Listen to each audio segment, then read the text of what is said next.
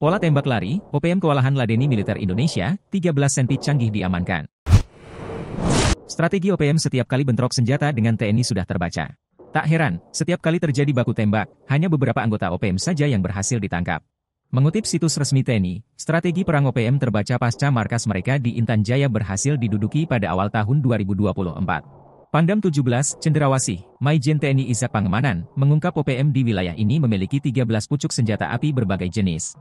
Di kawasan Intan Jaya, Undius Kogoya adalah Panglima Tinggi OPM.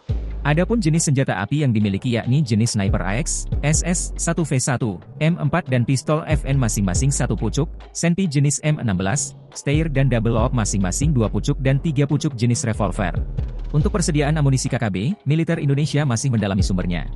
Saat beraksi, OPM lebih banyak melakukan aksi dengan bergerilya. Setelah melakukan penembakan mereka langsung melarikan diri ke hutan yang ada di sekitarnya.